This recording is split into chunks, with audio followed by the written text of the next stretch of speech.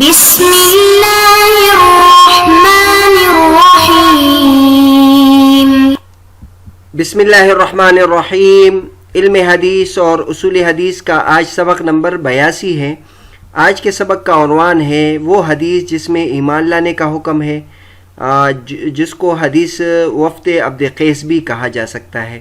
آج کے سبق میں ہم اس حدیث کی تشریح کریں گے جس میں عبد قیس قبیلے کا وفد حضور صلی اللہ علیہ وسلم کی خدمت میں آیا تھا اور ان سے نبی کریم صلی اللہ علیہ وسلم نے ایمانیات سے متعلق گفتگو کی تھی۔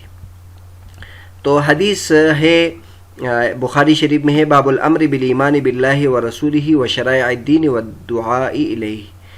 حدیث ابن عباس قال ان وفد عبد القیس لما اتوا النبی صلی اللہ علیہ وسلم قال من القوم او من الوفد قالوا ربيعة قال مرحبا بالقوم أو بالوفد غير خزايا ولا ندامة فقالوا يا رسول الله إنا لا نستطيع أن نأتيك إلا في الشهر الحرام وبيننا وبينك هذا الحي من كفار مضر فمرنا بأمر فصل نخبر به من وراءنا وندخل به الجنة واسألوه عن الأشربة فأمرهم بأربع ونهاهم عن أربع امرهم بالایمان باللہ وحدہ قال اتدرون ما الایمان باللہ وحدہ قالوا اللہ ورسولہ اعلم قال شہادۃ ان لا الہ الا اللہ وان محمد رسول اللہ واقام الصلاة وایتاء الزکاة وصیام رمضان وان تعطوا من المغنم الخمس ونهاهم عن اربع عن الحنتم والدباء والنقير والمزفة وقال المقير وقال احفظوهن واخبروا بهن من وراءكم اخرجه البخاری في کتاب الایمان باب اداء الخمس من الایمان۔ تو یہ نبی کریم صلی اللہ علیہ وسلم کی حدیث ہے، امام بخاری رحمۃ اللہ علیہ نے اس پر باب قائم کیا ہے، اللہ تعالیٰ اور اس کے رسول صلی اللہ علیہ وسلم پر ایمان لانے کا حکم اور دین کے احکامات اور شرائع اور اس کی دعوت دینا۔ حضرت ابن عباس رضی اللہ تعالیٰ عنہ نے بیان کیا کہ عبد القیس کا وفد جب آن حضرت صلی اللہ علیہ وسلم کے پاس آیا تو آپ صلی اللہ علیہ وسلم نے پوچھا کہ کس قوم کے لوگ ہیں یا یہ وفد کہاں کا ہے؟ تو انہوں نے کہا کہ ربیہ خاندان کے لوگ ہیں۔ آپ صلی اللہ علیہ وسلم نے فرمایا کہ مرحبا، خوش آمدید اس قوم کو یا اس وفد کو، نہ ذلیل ہونے والے نہ شرمندہ ہونے والے، یعنی ان کا آنا بہت خوب ہے۔ وہ کہنے لگے اے اللہ کے رسول، ہم آپ کی خدمت میں صرف ان حرمت والے مہینوں میں آ سکتے ہیں کیونکہ ہمارے اور آپ کے درمیان مضر کے کافروں کا قبیلہ آباد ہے، بس ہم آپ کو ایک ایسی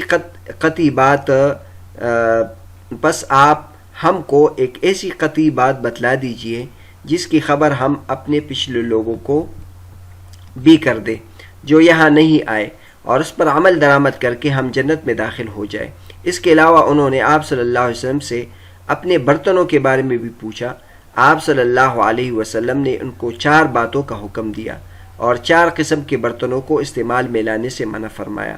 ان کو حکم دیا کہ ایک اکیلے خدا پر ایمان لاؤ۔ پھر آپ صلی اللہ علیہ وسلم نے پوچھا کہ جانتے ہو ایک اکیلے خدا پر ایمان لانے کا مطلب کیا ہے؟ انہوں نے کہا کہ اللہ اور اس کے رسول کو ہی معلوم ہے۔ آپ صلی اللہ علیہ وسلم نے فرمایا کہ اس بات کی گواہی دینا کہ اللہ کے سوا کوئی معبود نہیں اور یہ کہ حضرت محمد صلی اللہ علیہ وسلم اللہ کے سچے رسول ہے، اور نماز قائم کرنا اور زکوٰۃ ادا کرنا اور رمضان کے روزے رکھنا اور مال غنیمت سے جو ملے اس کا 5واں حصہ مسلمانوں کے بیت المال میں داخل کرنا۔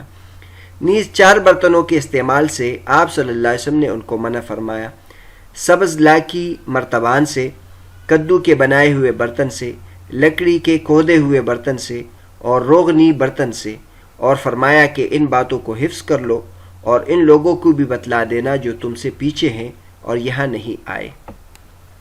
تو بہرحال یہ ایک جامع حدیث ہے جس میں نبی کریم صلی اللہ علیہ وسلم نے ان کو بہت زیادہ مفید باتیں بتائی ہیں۔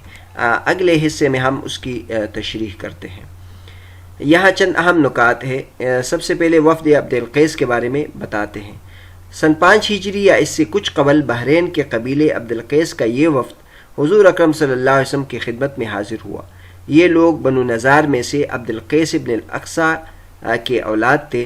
وفد کے سربراہ حضرت منذر ابن عائز تھے کہ جنہیں اشج کہا جاتا ہے۔ وفد کے دیگر لوگ اونٹوں سے چلانگے لگا کر جلدی سے حضور اکرم صلی اللہ علیہ وسلم کی خدمت میں حاضر ہو گئے، لیکن حضرت منذر رضی اللہ تعالیٰ عنہ تحمل سے اترے، اونٹ کو باندھا، غسل کیا، نیا لباس زیب تن کیا اور پھر حاضر ہوئے۔ حضور اکرم صلی اللہ علیہ وسلم نے ان کی بردباری اور تحمل کی تعریف فرمائی۔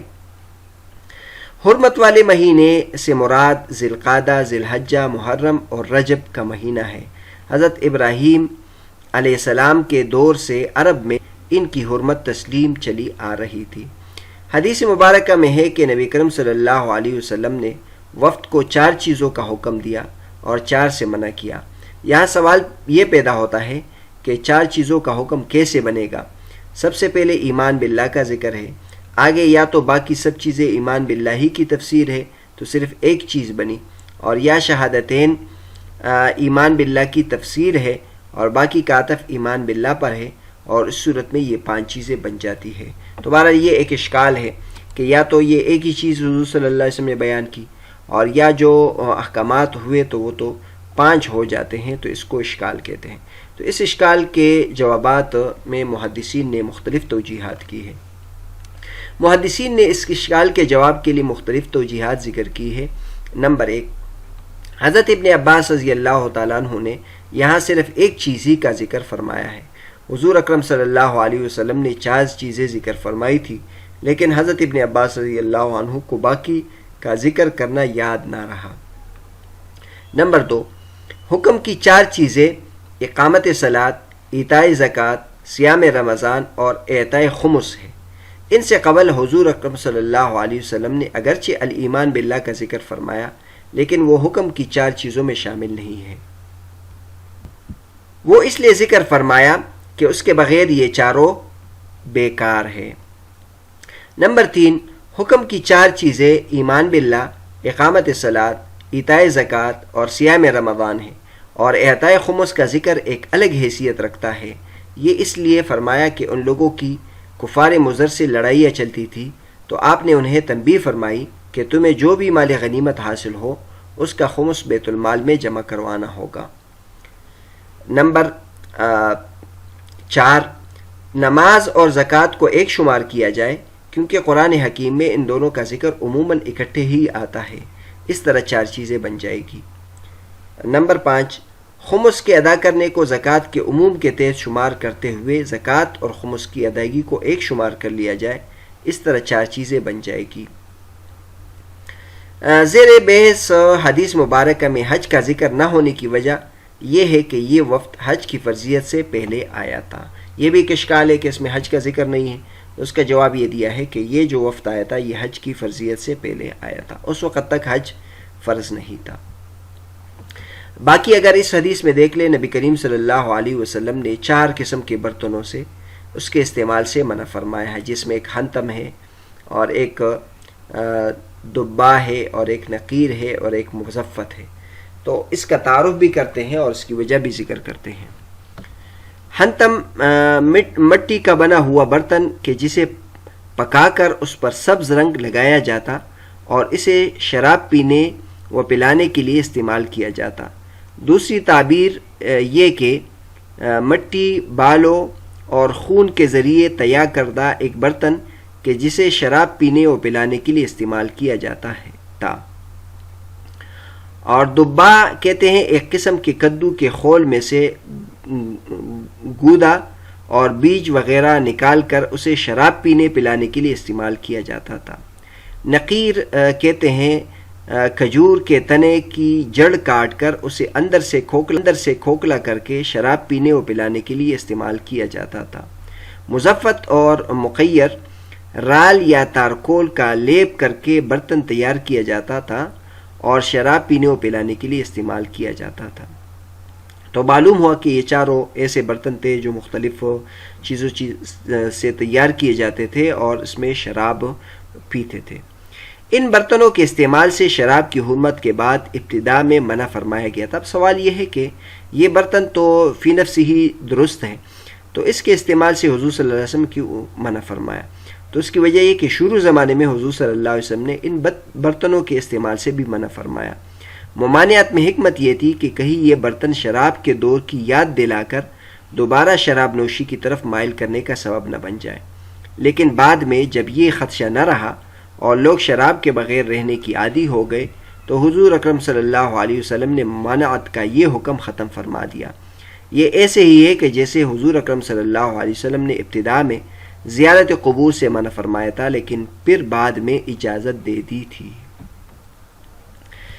تو بہرحال آج کا جو ہمارا سبق تھا، سبق نمبر 82، اس میں ہم نے ایمان لانے سے متعلق احکام اور دیگر فوائد جو حدیث وفد عبد قیس میں تھے وہ ہم نے ذکر کیے۔ سب سے پہلے حدیث کا متن اور ترجمہ ذکر کیا، پھر وفد عبد قیس کا تعارف ذکر کیا، اور یہ بھی ذکر کیا کہ حرمت والے مہینے کون سے ہیں، اور حدیث میں ایک اشکال تھا، اس کا جواب ہم نے ذکر کیا۔